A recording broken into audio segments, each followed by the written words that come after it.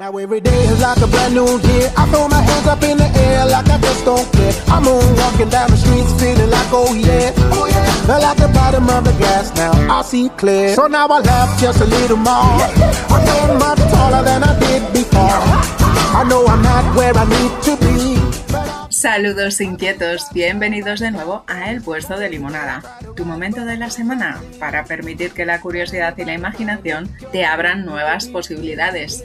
Un programa de inquietos y curiosos que sentís que reflexionar y explorar es un acto de libertad.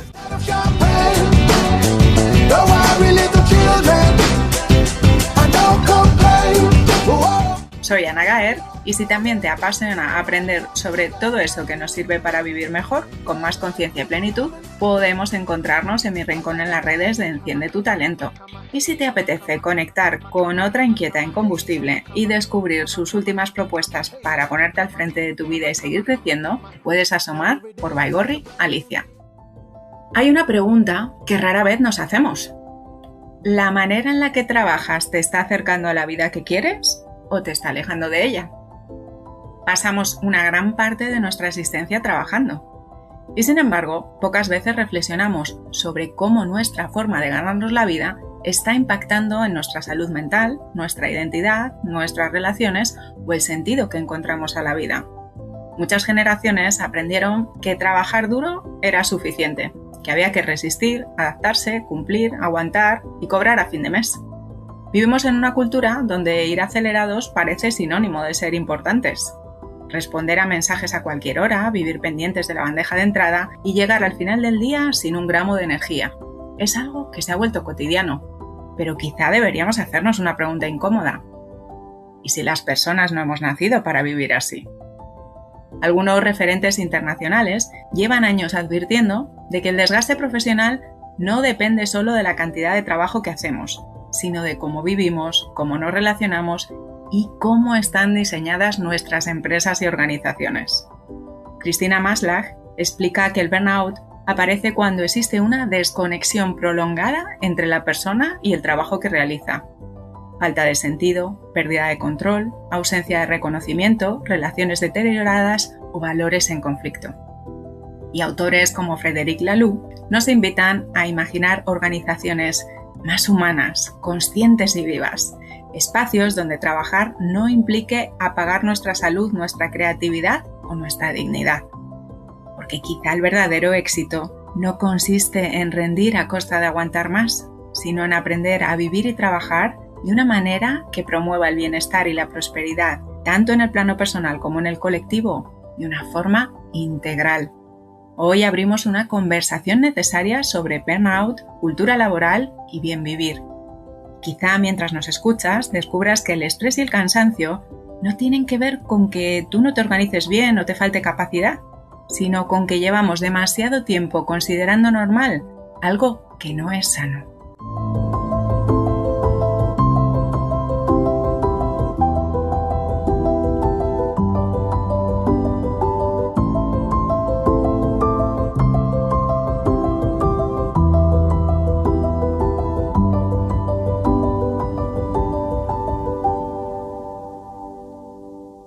Y para exprimir esta limonada, contamos con buena compañía, con nuestra cómplice y exprimidora gourmet, Alicia Baigorri. Bienvenida, Alicia. Buenas tardes, Ana. ¿Qué es lo que te ha hecho plantear y traer este limón del desgaste profesional, del burnout, de nuevo al puesto de limonada? Porque es un tema que lo hemos abordado ya en más ocasiones, pero efectivamente es como una epidemia que ya deja de ser epidemia silenciosa y ya empieza a ser algo notable que nos rodea. Sí, por eso mismo, porque es un tema que siempre es actualizado y siempre está al orden del día y que las personas cuando lo sufren por primera vez, ¿no? Esto que llamamos burnout, que traducido sería pues el desgaste profesional o el agotamiento profesional, laboral. Las personas que lo sufren por primera vez se quedan muy desconcertadas porque tiene una sintomatología que es física, además de psicológica, y entonces les parece que pueden estar sufriendo un problema totalmente físico o incluso pueden llegar a pensar que están sufriendo un trastorno mental por la sintomatología. La sintomatología cursa sobre agotamiento físico y mental, fatiga crónica, dolores musculares, problemas gastrointestinales, migrañas, alteración del sueño. Es decir, de repente estás haciendo tu vida normal y te encuentras con unos síntomas que son nuevos para ti, que se van sumando unos con otros y que dan un cuadro que no sabes qué te está pasando. Sabes los síntomas, pues me duele esto, me duele lo otro y ahora me duele así y duerme así. Pero realmente si tú quieres profundizar en tu diagnóstico, pues es complicado porque no lo asocias a nada que te haya ocurrido últimamente. Dices, pues no me pasa nada, sigo en el día a día normal, voy a trabajar, hago esto, salgo de trabajar, voy a llevar a los niños o voy al gimnasio, voy tal. Es tu día a día normal, pero de repente pasan cosas. Y la mayoría de la gente piensa que es un trastorno mental. Y no, el burnout no es un trastorno mental. No está recogido en el DSM-5, que es el americano, sí que está recogido en el CIE 11, que es de Organización Mundial de la Salud, Códigos Internacionales de Enfermedades, y en el año 2022 se recoge como enfermedad de trabajo, no enfermedad médica común.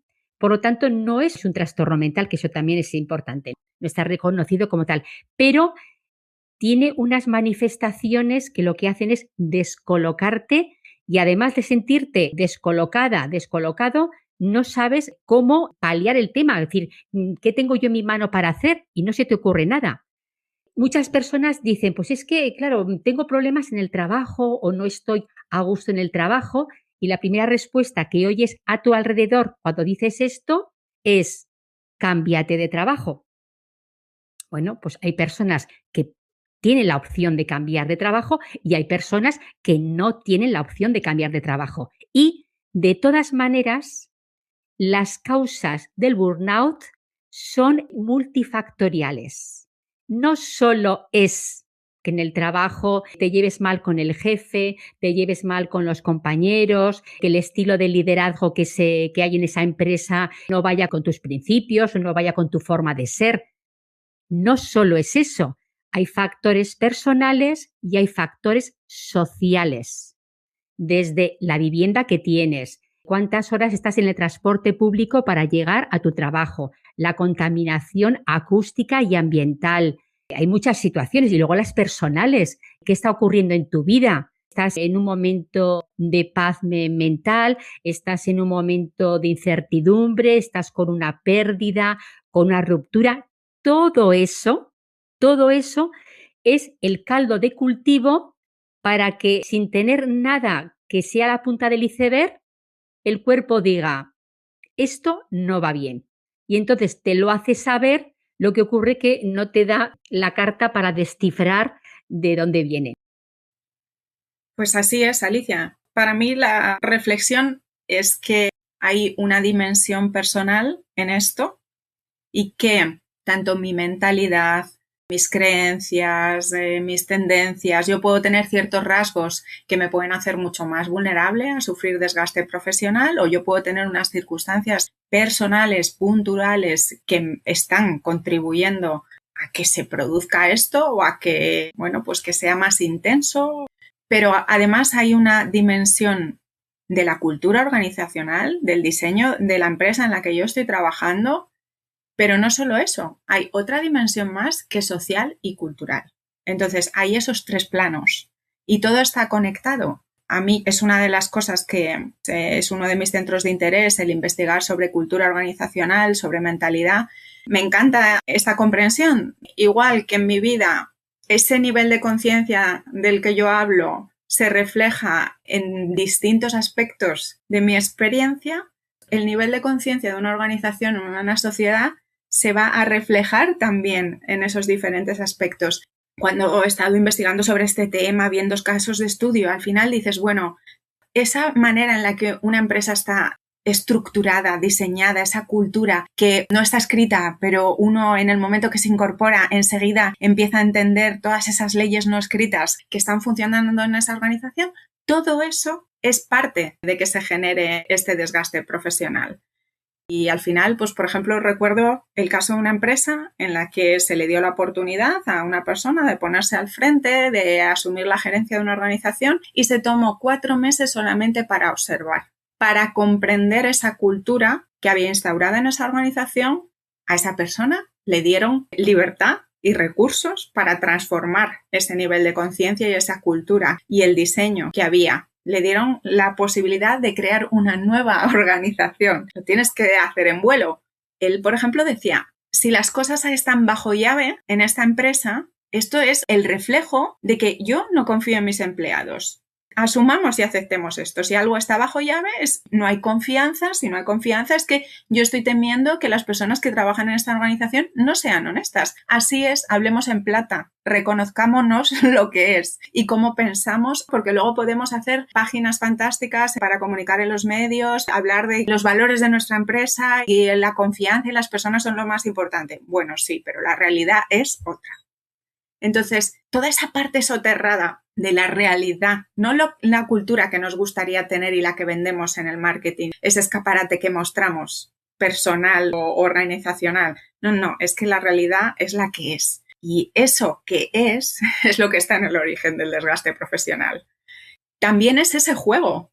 Cuando yo voy a la organización, yo tengo que dejar de ser quien soy para acomodarme y encajar en ese rol y en esa función que se espera de mí.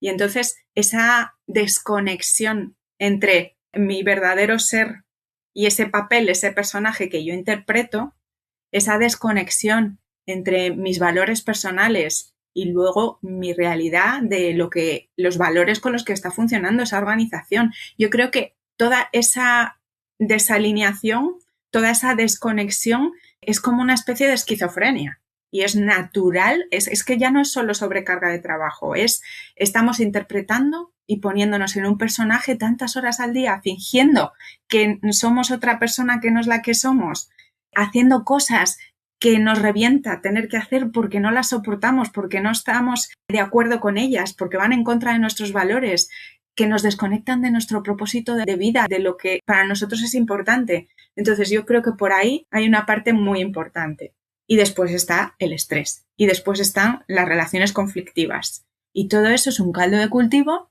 Es que es natural que nos lleva a ese deterioro de nuestra salud y de nuestro bienestar en todos los aspectos.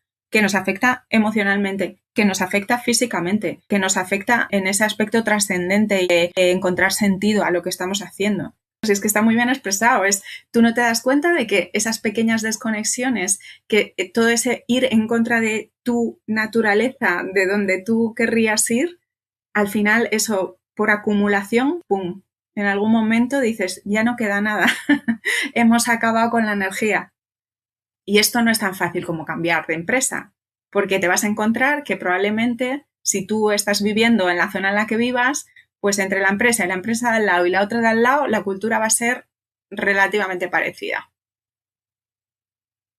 Así es. Hace unos días, y no recuerdo dónde lo leí o lo escuché, no lo recuerdo, pero me llamó la atención, se hacía un comentario en el sentido de lo que hemos hablado, ¿no? De la cultura organizacional y el estilo de liderazgo de la empresa, de qué cosas los empleados no deberíamos permitir y qué nos gustaría con respecto a los jefes, los mandos intermedios, a esas personas que son las que coordinan. Y pues no deberíamos permitir abusos verbales o malos modos. Y resulta curioso porque esa es la idea que en el papel está escrita, ¿no? De cuáles serían los ideales, de cómo nos tenemos que relacionar, de la comunicación, la empatía, la solidaridad, bueno, todas esas cosas que quedan muy bien en el papel. Y luego, sin embargo, es que la realidad es otra. Hay estilos de liderazgo que, a propósito, con consciencia, buscan mandos intermedios con un perfil agresivo. No voy a decir violento, que me parece una palabra fuerte, pero sí con un perfil agresivo. ¿Por qué? Porque esa persona que es el dueño de la empresa o el que gestiona la empresa es el modelo que quiere instaurar. y elige a una persona pues, que igual tiene poca empatía, que tiene tal y tiene unas dotes de liderazgo que él quiere instaurar. Y estamos hablando de abusos verbales, de malas formas, de situaciones que pueden provocar incomodidad, desaliento, que pueden chupar la energía de ciertos trabajadores, que no de todos, ya comentaré ese tema, y que están puestos adrede, que están buscados. Ese es el perfil que se busca, ¿no? Incluso se dice que en las grandes corporaciones, los perfiles más altos se buscan personas psicópatas, ¿no? Personas que lo que quieren es solamente la empresa, y bueno, el factor humano no aparece por ningún lado. Se buscan esos perfiles y esos perfiles no solamente en las grandes empresas, en el día a día de las empresas, de lo que ocurre en nuestro día a día, en nuestras ciudades, eso también funciona. Y hay un tema también que me gustaría señalar y es que, aun siendo un perfil X de liderazgo, no todas las personas se ven afectadas de la misma manera. Lo que a uno le parece incómodo, le parece insoportable, le parece que le daña personalmente, a otro compañero le puede pasar desapercibido. Porque hay una parte personal, de personalidad, una parte de mentalidad, una parte de cómo somos cada uno de nosotros, que hay ciertas cosas que nos pueden herir y otras que no. Y si encuentras la persona que encaja en ese perfil de personas que te pueden herir, pues te vas a sentir amenazado y luego además no vas a tener el coro de tus compañeros y compañeras. ¿Por qué? Porque ellos no lo perciben de la misma manera que tú. Por lo tanto, encima de empezar a tener síntomas físicos, de estar mal, de cada día tener menos energía, no puedes contar con la complicidad de tus compañeros del puesto de trabajo porque ellos no lo están interpretando o no les llega de la misma manera. Por lo tanto, hay una gran soledad cuando las personas sienten burnout y si lo expresan, sigue habiendo soledad, porque hay personas que no lo entienden ni lo van a entender. Sí, y al final las relaciones profesionales son relaciones humanas. Y hemos hablado aquí muchas veces de esas relaciones desequilibradas. Igual que podemos estar hablando del abuso en una relación de pareja o que hemos hablado de bullying o hemos hablado de la violencia en la familia, es que esto no deja de ser más de lo mismo. Son relaciones humanas en otro entorno y ya nos parece que estamos hablando de otra cosa diferente, pero los principios son exactamente los mismos. Nosotros podemos abordar las relaciones humanas desde el dominio, desde la violencia, desde esa mentalidad en la que uno tiene que ser más fuerte que otro para salirse con la suya y que para que yo pueda ganar tú tienes que perder. Y hay esa desconfianza, ese miedo, ese recelo, esa lucha de poder, todas estas cuestiones, competencia. Y luego hay otra manera de abordar las relaciones que es la confianza, la cooperación. Es saber que yo sola puedo ciertas cosas, pero colaborando contigo, tú y yo juntos vamos a poder hacer algo que tú por tu lado y yo por el mío solos nunca podríamos crear. Y cooperando somos capaces de más. Y entonces vamos a comunicarnos y entonces vamos a confiar unos en los otros y vamos a generar sinergias. Y desde esa mentalidad las relaciones son otra cosa. Y entendamos esa responsabilidad, es que lo que tú estás diciendo tiene todo el sentido. Esos perfiles narcisistas, esos perfiles de psicópata integrado que están en las organizaciones, que efectivamente es que esto es mi experiencia personal. Yo me he encontrado esos perfiles muy a menudo en esos puestos de mando intermedio. Quien tengas enfrente es como un átomo que se encuentra con otro átomo. Pues no es lo mismo que se encuentren, generan una molécula diferente porque están interactuando dos elementos distintos. Entonces, puedo abordar mi responsabilidad también personal en esa interacción que yo tengo en esas relaciones. El nivel de conciencia desde donde yo me relaciono, mis habilidades sociales, por supuesto, van a jugar un papel importante. Yo el trabajo que puedo empezar es el mío personal, yo la responsabilidad que puedo asumir es la mía personal. Pero es cierto que estamos hablando de algo sistémico y entonces aquí hay esa dimensión de la organización y esa dimensión social que también hay que abordarlas. Yo puedo cambiar yo. ¿Qué es lo primero que puedo hacer yo? Entender cómo me gusta a mí relacionarme con las personas, cuáles son mis valores, mi propósito y buscar una organización alineada con eso en la que yo pueda desempeñarme profesionalmente o crear mi propio negocio en consonancia a esos valores y después ser un ejemplo para los demás, porque sí existen organizaciones que funcionan desde otro nivel de conciencia y yo he tenido el gusto y el placer de decir, oye, esto no solamente está en los casos de estudio, en otros países, lejos de mi realidad, no, eso está aquí. Ahora en España y yo he podido entrevistar, incluso visitar algunas de esas organizaciones, conocer a los empleados y ver que efectivamente allí es otro paradigma y otra manera de funcionar. Pero a día de hoy prosperan y hay una abundancia aún de empresas que están funcionando desde una mentalidad que yo entiendo que ya caducó y que está en vías de desaparición para dejar paso a otra cosa. Pero bueno, pues esto va mucho más despacio de lo que nos gustaría, porque esta conciencia de que las organizaciones que tenemos en este momento tienen toda esta cara B, tienen toda esta sombra tan negativa, yo creo que cada vez hay más profesionales conscientes de este lado. Tenemos un montón de problemas aquí encima de la mesa. Pero de momento, pues las organizaciones que hemos creado están orientadas simplemente a maximizar el beneficio económico y no importa a costa de qué. No nos importa si nos quedamos sin planeta, no nos importa si, como los empleados no son personas, son reemplazables, pues si uno tiene que acabar en el hospital no es mi problema, ya contrataré otro. Es eso, es una despersonalización absoluta, es una deshumanización, es falta de empatía, así de sencillo. Esto es lo que hay detrás del desgaste profesional, cosificar a las personas. Así de simple, y no es una idea nueva, simplemente pues ahora es algo ya tan flagrante que empieza a ser un problema para las propias organizaciones tener un nivel ya tan alto de empleados que enferman, porque esta manera no es sostenible, que ahora nos toca repensar y reinventar lo que hemos creado. Sí, has dicho cosificar a las personas, así es. Lo que pasa que es tan sutil que bueno, pero vamos a dar ese voto de esperanza y es verdad que cada vez hay más colectivos y hay también más trabajo dirigido a hacer organizaciones, tanto públicas como privadas, más saludables, porque en definitiva lo que estamos hablando es de salud.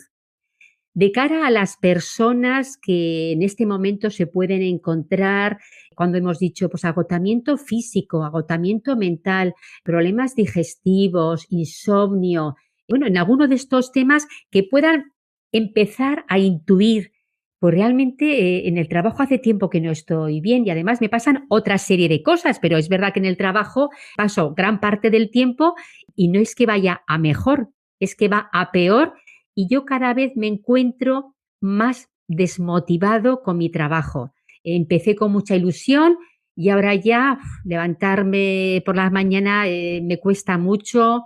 Cuando llega el domingo por la tarde esto me empiezo a poner con una jaqueca que estoy fatal. Bueno, las personas que están en qué cosas pueden hacer o de qué manera se aborda este planteamiento de burnout, que ya hemos dicho que no es un trastorno mental, sino es simplemente una concatenación de situaciones que hacen que el estrés sea crónico en lugar de un estrés puntual, pues el estrés se está manteniendo en el tiempo y al final el cuerpo tiene que reaccionar de esa manera.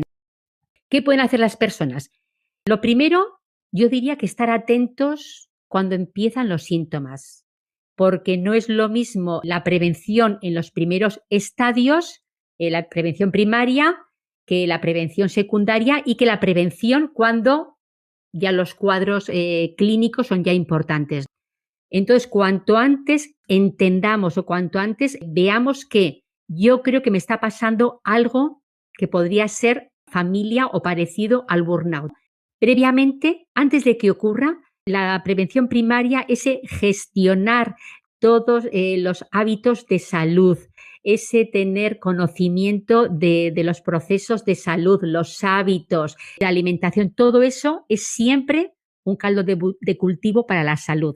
Pero si ya hemos empezado con síntomas y no son esporádicos, no es que duren una semana, se van alargando en el tiempo y empiezas a tomar medicación pues para el estómago, para dormir, para esto, para lo otro. Bien, si ya empiezas con los síntomas, qué importante pues ir a un profesional que pueda hacerte entender la situación compleja, que con todas las variables no solamente es el trabajo, hay que abordar el plano personal, el plano social y el plano laboral, pero son 3 planos, no es solo un plano. Abordando todos esos planos para ver de qué manera se han confabulado todos esos aspectos para darte ese malestar que estás sintiendo y te están generando esos problemas que llevas a la sesión, ¿no? Al presente, entenderlo, ver cómo es la dinámica de todas esas situaciones y empezar a desmontar en los 3 ámbitos. No solamente tú tienes que cambiar, tendrás que aprender ciertas cosas, pero tendrás que ver cómo cambia la relación de interacción con tu entorno si tienes que mantener ese entorno. Igual ver la distancia de trabajo, si las relaciones familiares cómo están, los problemas que puede haber de pareja, la contaminación incluso acústica, ir viendo qué factores entran dentro de tiempo para darle vueltas y ir resolviendo una por una, de tal manera que en lugar de una carga de estrés pues del 80 al 90%, el estrés consigas bajarlo pues a un estado que tú lo que sea normal, un 20, un 30%, y que puede ser puntualmente en un momento determinado muy alto, pero que habitualmente tu nivel de confort es mayor que el malestar que anteriormente tenías. Sí, es fundamental. Es resiliencia. Creo que es esto, el origen de esta situación es una desconexión con nosotros mismos, con nuestra parte más esencial, más profunda, es descuidar eso. He dejado de atender lo que es importante para mí por atender lo que creía que era importante, pero que venía impuesto o propuesto desde fuera, y hay que reequilibrar la balanza, hay que reconectar.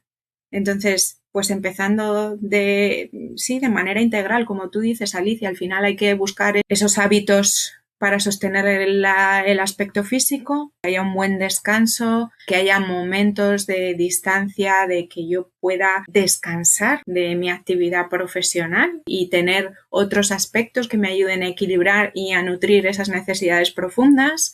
Una red de apoyo, cultivar una red de apoyo fuerte también puede ser algo fundamental, que yo incorpore herramientas que me ayuden con mi regulación emocional, que me ayuden a ese autocuidado que es fundamental. Hay una parte también de autoconocimiento. Si yo me he dejado ir, si yo he descuidado lo que para mí es importante, es que a lo mejor ni siquiera soy consciente de cuáles son mis valores, de cuál es mi propósito, de cuál es el sentido. Y esa parte necesita atención. El atender a qué es lo que a mí me satisface en la vida, qué es lo que hace que yo me levante por las mañanas, qué le da sentido a mi vida. Pues estas cosas, como no son urgentes, no las atendemos, pero sí son importantes, son fundamentales, es la clave del bien vivir. Necesito comprender qué es lo esencial para mí, para que yo tenga una buena vida, qué estilo de vida quiero yo y caminar hacia ahí. Y si yo siento, aunque sea que voy a milímetro, pero que yo voy avanzando y evolucionando y acercándome a la vida que yo quiero vivir, pues iré sintiéndome mejor en todos los aspectos. Si cada vez me voy cuidando mejor y me voy atendiendo mejor, todo eso que estaba desequilibrado va a volver a su centro. Pero tengo que darme cuenta que yo he ido caminando en sentido contrario al que me conviene y entender qué es lo que me va a permitir ese bienestar integral. Porque, ¿qué es lo que me está proporcionando mi vida profesional? Porque hay muchas veces que la vida profesional nos conformamos con que nos aporte dinero. Eso es todo. Pero las personas tenemos más necesidades aparte de pagar la hipoteca o llenar la nevera. Sí, esas desde luego son súper acuciantes. Todos necesitamos atender a lo físico. También tenemos otras necesidades y no nos vamos a sentir bien si no escuchamos y si no cuidamos esas necesidades. Al final es ponernos al frente de nuestra vida. Es que esto no está tan desconectado, ¿no? Parece que siempre hemos tenido esa dicotomía entre lo profesional y lo personal, ¿no? Es que es lo mismo, yo soy una y la faceta profesional es solo un aspecto más, es ese aspecto en el que yo estoy al servicio de esa comunidad más grande y hay ahí ese intercambio entre lo que yo aporto y lo que yo recibo ahí. Y creo que ese intercambio es mucho más profundo y va mucho más allá de solo lo económico. Que no se trata